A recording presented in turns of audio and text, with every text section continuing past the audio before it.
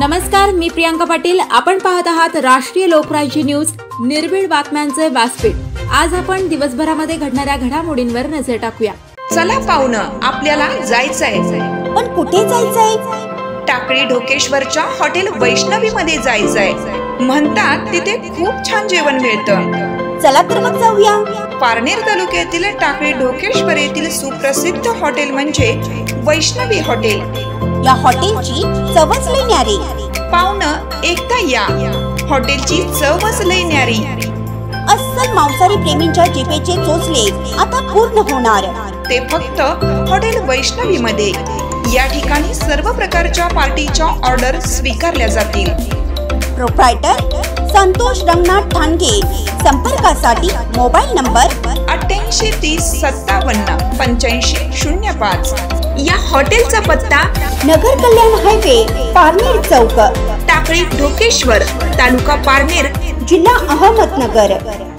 याबाबत सविस्तर माहिती असे की शेगाव तालुक्यातील गदेवाडी येथील सुमारे 25 ते 30 शेअर मार्केट गुंतवणूकदारांनी ॲडव्होकेट आकाश लवाट, ॲडव्होकेट सुवाद चव्हाण व ॲडव्होकेट अतुल लबडे यांच्या विशेष प्रयत्न आणि पाठपुराव्यामुळे गदेवाडीच्या 26 तक्रारदारांची तक्रार स्वीकारून 420, 406, 34 कलम अंतर्गत गुन्हा दाखल करून आरोपी शेगाव पोलीस स्टेशन येथे जेरबंद. यांच्या मार्गदर्शनाखाली केली फिर्याद दाखल. investing.com नावाने एक शेअर मार्केट ट्रेडिंगचं अक्षय मेशक इंगळे व त्याचा भाऊ अविनाश मेशक इंगळे, रोदा, गदेवाडी, तालुका शेगाव हे दोघे माझ्या गावात राहणारे असून माझ्या चांगल्या परिचयाचे आहेत. 10/2/2024 रोजी अक्षय इंगळे हा माझ्या घरी आला होता व मला म्हणाला की माझा भाऊ अविनाश इंगळे अशांनी गदेवाडी गावात investing नावाने एक शेअर मार्केट ट्रेडिंगचं ऑफिस सुरू केलं असून त्यासाठी आम्हाला पैसे द्या. तुम्ही जर आम्हाला पैसे दिले तर मी तुम्हाला दर महिन्याला 12% व्याज देतो असं आश्वासन देऊन माझा विश्वास संपादित केल्यानं मी अक्षय इंगळे याच्या बोलण्यावर विश्वास ठेवून त्याला दिनांक 13/2/2024 रोजी अक्षय इंगळे व अविनाश इंगळे यांचे गदेवाडी गावातील investing.com नावाच्या ऑफिसला जाऊन मला बचत गटातील मिळालेले 1.5 लाख रुपये रोख स्वरूपात व 50,000 रुपये फोनपेद्वारे अक्षय इंगळे याचा फोनपे नंबर 8928093653 यावर ट्रान्सफर केले होते. असे एकूण 2 लाख रुपये अक्षय इंगळे व अविनाश इंगळे यांना दिले होते. त्यावेळी अक्षय इंगळे यांनी मला पैसे मिळाल्याच्या पावत्या दिल्या होत्या. तेव्हा त्यांनी आम्हाला चांगल्या परताव्याचं आश्वासनही दिलं होतं. त्यानंतर सुरुवातीचा 1 महिना त्यांनी मला माझ्या पैशांचा परतावा म्हणून 24,000 रुपये दिले होते. परंतु दुसऱ्या महिन्यापासून त्यांनी मला परतावा देण्यास टाळाटाळ करायला सुरुवात केली. अक्षय इंगळे व अविनाश इंगळे हे परतावा देण्यासाठी टाळाटाळ करत असताना मी त्यांच्याकडे गुंतवलेल्या पैशांची मागणी केली. तेव्हा त्यांना पैसे देण्यास टाळाटाळ करून मला उडवाउडवीची उत्तरं दिली. तसेच मी वेळोवेळी अक्षय इंगळे याचा मोबाईल क्रमांक 8928093653 यावर व्हॉट्सअपद्वारे मेसेज करून पैशांची मागणी करत होतो. परंतु तो तुमचे पैसे मी लवकर परत करील असं कारण सांगून उडवाउडवीची उत्तरं देत असत. त्यानंतर मी माझे पैसे घेण्यासाठी 14/4/2024 रोजी अक्षय इंगळे याच्या कार्यालयात गेलो असता ते बंद होतं.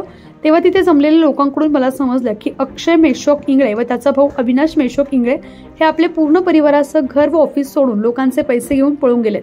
तिथे जमलेल्या लोकांना मी विचारपूस केली असता मला त्यांच्याकडून समजलं की अक्षय इंगळे व अविनाश इंगळे यांनी लोकांचा विश्वास संपादन करून अधिक परताव्याचं खोटं आश्वासन देऊन माझ्यासारख्या इतर लोकांची देखील आर्थिक फसवणूक केली आहे. त्यांची माहिती खालीलप्रमाणे: 1 लाख रुपये गणेश लक्ष्मण मडके, राहणार गदेवाडी, तालुका शेवगाव, जिल्हा अहमदनगर यांनी दिलेली रक्कम. 1 लाख रुपये राम बाबासाहेब डुकरे, राहणार गदेवाडी, तालुका शेगाव, जिल्हा अहमदनगर यांनी दिलेली रक्कम. 2 लाख रुपये दत्तू भानुदास नाचन, राहणार गदेवाडी, तालुका शेगाव, जिल्हा अहमदनगर यांनी दिलेली रक्कम. 1 लाख रुपये चंद्रभान जगन्नाथ नाचन, राहणार गदेवाडी, तालुका शेवगाव, जिल्हा अहमदनगर यांनी दिलेली रक्कम. 50,000 रुपये मिठूभाई इमाम शेख, राहणार गदेवाडी, तालुका शेवगाव, जिल्हा अहमदनगर यांनी दिलेली रक्कम. 1 लाख रुपये शेख छबुलाल हुसेन, राहणार गदेवाडी, तालुका शेवगाव, जिल्हा अहमदनगर यांनी दिलेली रक्कम. 8,90,000 रुपये अशोक सुभाष नाईक व सोमनाथ मोहन मडके, दोन्ही राहणार गदेवाडी, तालुका शेवगाव यांनी दिलेली रक्कम. ज्ञानेश्वर माऊली अशोक राहणार गदेवाडी, तालुका शेवगाव. मी अक्षय मेशक इंगळे परिचित होता माझ्या याच्यामध्ये. तो शेअर मार्केटच्या नावाखाली त्याने माझ्याकडून 2 लाख रुपये घेतले. ते म्हणे तुला दर महिन्याला 12% प्रमाणे मोबदला देतो. 12 ते 16% याप्रमाणे तो मोबदला देतो प्रत्येक गावामध्ये. मी त्याला 1-2 महिन्यापूर्वी त्याच्याकडे अमाऊंट दिली होती त्याच्यामध्ये. तर त्यांनी एक वेळेस मला 1 महिन्याचा परतावा दिला होता. त्यानंतर त्यांनी काय केलं, 13 एप्रिल रोजी तो नाही का गावातून तो फरार झाला. त्याच्यामध्ये मला कळलं की तो गाव सोडून गेला म्हणून नाही का. मी त्याच्या ऑफिसवर गेलो होतो. आता माझ्यासारखे हजारो लोकांनी त्याच्याकडे गुंतवणूक केलेली आहे. त्याकडे गेल्याच्या नंतर मग ऑफिसर पण नव्हता, तर मी इकडे आलो होतो. मी शाहूगाव पोलीस स्टेशनमध्ये तर गुन्हा दाखल करण्यासाठी मी जर अर्ज दाखल केला इथं. त्यानंतर इथं काय अर्ज घेतला नाही माझा. त्यामुळे ते म्हणले SP साहेबांकडे जावं लागेल, आम्हाला SP साहेबांचा आदेश आल्याशिवाय आम्ही 420चा गुन्हा दाखल करणार नाही. तर मी SP साहेबांकडे गेलो तिथं. त्यांचं पवार साहेबांसह माझं बोलणं झालं. ते म्हणजे स्वतः यामध्ये दखल घेतो. शाहूगाव तालुक्यामध्ये जवळजवळ 1000 लोकांची गुंतवणूक आहे. हा मोठा रेकॉर्ड आहे यामध्ये. हा एकच ट्रेडर नाही, असे 200 ते 250 ट्रेडर आहे यामध्ये.